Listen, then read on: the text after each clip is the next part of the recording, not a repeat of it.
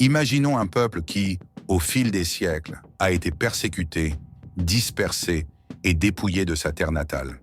Un peuple qui a affronté des situations extrêmes, où l'exil et la destruction n'étaient été que quelques-uns des nombreux défis rencontrés. Malgré tout cela, l'identité du peuple d'Israël ne s'est jamais perdue. Sa foi et son espérance étaient solidement ancrées dans la promesse d'un Dieu qui ne les abandonnerait jamais. C'est l'histoire d'Israël, une nation qui, bien qu'elle ait été mise à l'épreuve à maintes reprises, a toujours su garder vivante la flamme de son héritage et des promesses divines. À chaque chapitre de cette aventure, nous voyons l'accomplissement des prophéties et la fidélité de Dieu en action. Les prophéties sur le retour d'Israël dans sa terre promise ne sont pas de simples récits historiques ou des témoignages d'un passé lointain. Elles constituent, en réalité, un témoignage vivant de l'intervention de Dieu sur la scène mondiale. Chaque détail du retour du peuple juif sur sa terre, qu'il s'agisse de migration forcée ou de mouvements politiques, confirme l'accomplissement des promesses divines faites aux patriarches. Le retour d'Israël dans la terre promise n'est pas seulement un événement humain ou politique, mais bien une manifestation de la souveraineté de Dieu qui utilise les circonstances pour réaliser son plan de rédemption.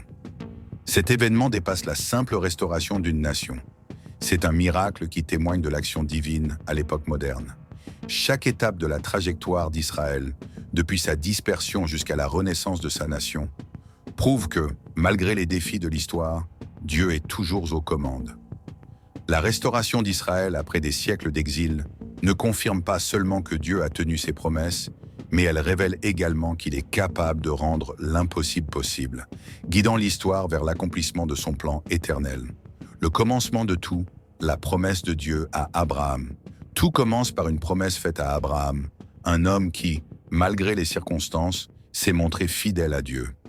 Dans le livre de la Genèse, Dieu fait une promesse extraordinaire à Abraham. « Je donnerai à ta descendance cette terre, depuis le fleuve d'Égypte jusqu'au grand fleuve Euphrate. » Genèse 15-18. Cette promesse ne concerne pas seulement une terre physique, mais la construction d'une relation profonde et durable entre Dieu et un peuple choisi. La terre promise serait le cadre où l'histoire du salut se déroulerait, avec le peuple d'Israël devenant le véhicule par lequel Dieu révélerait sa volonté et sa grâce au monde. Cette alliance faite avec Abraham a été réaffirmée de génération en génération. La promesse a été transmise à Isaac, son fils, puis à Jacob, son petit-fils, qui a été appelé par Dieu Israël. La descendance de Jacob, ses 12 fils, seraient les tribus d'Israël. Même lorsque les Israélites furent emmenés en esclavage en Égypte, la promesse ne fut pas oubliée. Dieu, dans sa fidélité, éleva Moïse pour libérer le peuple et le conduire jusqu'à la terre promise, accomplissant ainsi la promesse qu'il avait faite à Abraham. Chaque miracle, des plaies d'Égypte à la traversée de la mer Rouge, montrait que Dieu était avec son peuple, le guidant et le protégeant, même au milieu de l'adversité. Ainsi, l'histoire d'Israël est devenue un récit d'espoir et de foi. Dieu n'a jamais abandonné sa promesse, même lorsque le chemin semblait difficile et rempli de défis. Lorsque le peuple d'Israël était sur le point d'abandonner, Dieu réaffirmait qu'il était fidèle à sa parole. Il ne les a pas seulement libérés de l'esclavage, mais il les a aussi conduits vers un avenir dans lequel, à travers leur génération, le plan de Dieu de rédemption et de salut pour l'humanité commencerait à prendre forme. L'alliance avec Abraham, donc, n'a pas seulement marqué le début de l'histoire d'Israël, mais a été le premier pas dans l'accomplissement du plan éternel de Dieu pour le monde. Cependant, l'histoire d'Israël n'est pas faite seulement de conquêtes et de promesses tenues. C'est aussi une histoire marquée par la désobéissance, la rébellion et les conséquences douloureuses de cet éloignement de Dieu. Le peuple d'Israël a souvent préféré suivre ses propres chemins et s'est éloigné des commandements divins. En conséquence, Dieu a permis que le peuple expérimente l'exil. Le royaume du Nord a été conquis par les Assyriens et le royaume du Sud est tombé sous la domination babylonienne. Jérusalem a été détruite et les Israélites ont été dispersés dans diverses nations. La terre promise semblait perdue pour toujours et les promesses faites à Abraham semblaient en danger. Cependant, même dans les moments de plus grande désolation, Dieu n'a pas oublié son peuple. Les prophètes comme Jérémie et Isaïe ont été des instruments de consolation et d'espoir. Jérémie a proclamé que, même après la dispersion, Dieu ramènerait les Israélites dans leur terre. « Je vous ramènerai du pays de la captivité, je vous rassemblerai de toutes les nations et de tous les lieux où je vous ai chassés. » Jérémie 29, 14. Isaïe, quant à lui, a apporté des paroles d'encouragement et de force, disant « Ne crains pas, car je suis avec toi. Je ramènerai tes fils de l'Orient et je te rassemblerai de l'Occident. » Isaïe 43, 5. Ces paroles étaient comme un rayon de lumière dans l'obscurité, offrant de l'espoir au peuple d'Israël qui attendait avec impatience le jour où Dieu accomplirait sa promesse de restauration.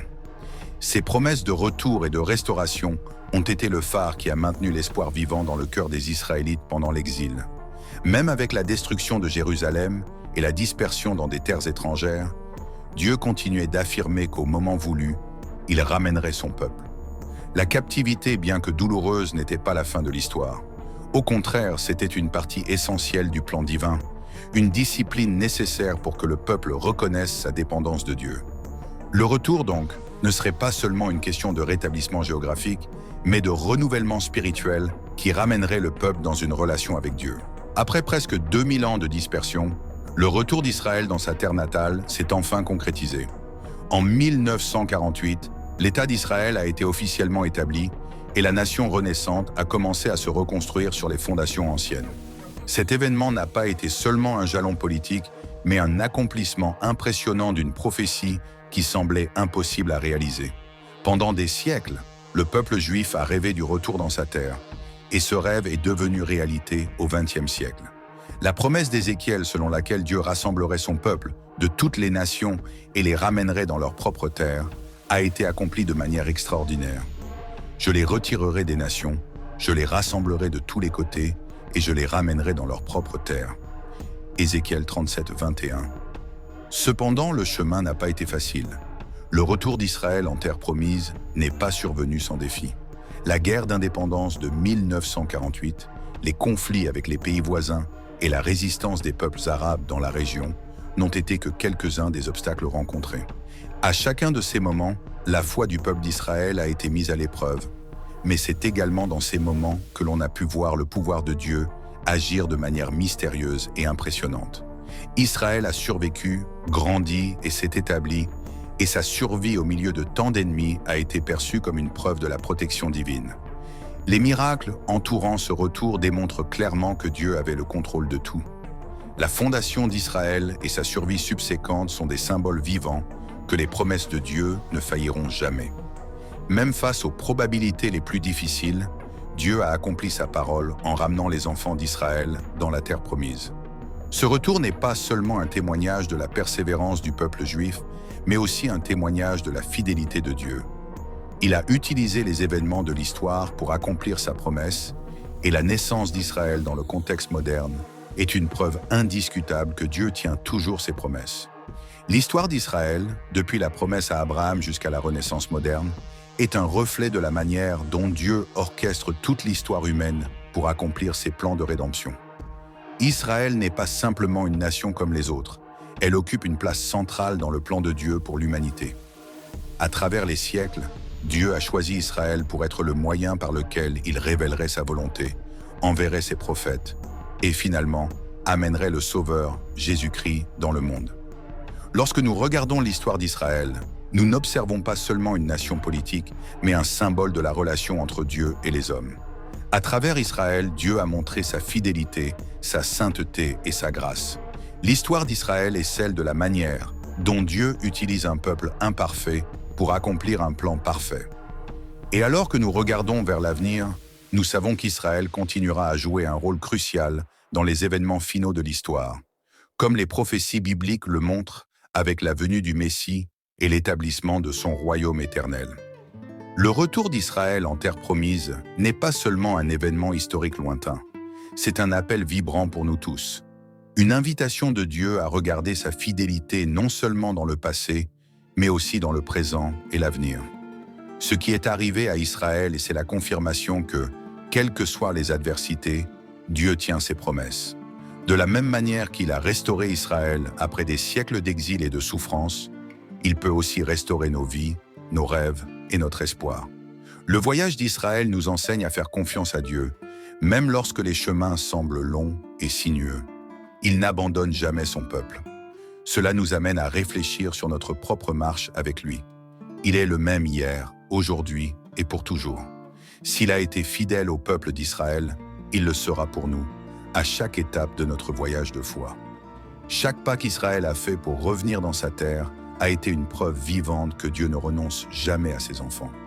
Il est aux commandes, même lorsque les tempêtes de la vie semblent nous engloutir. Le retour d'Israël est une leçon profonde sur la confiance en Dieu. Lorsque tout semble perdu, il a toujours un plan plus grand qui nous guide vers son but. Cette histoire n'est pas seulement celle du passé d'Israël. Elle pointe vers un avenir qui nous inclut. Le retour d'Israël est un signe clair que les prophéties continuent de se réaliser et qu'aucun doute ne subsiste sur le fait que nous verrons bientôt le retour glorieux de Jésus, le roi des rois.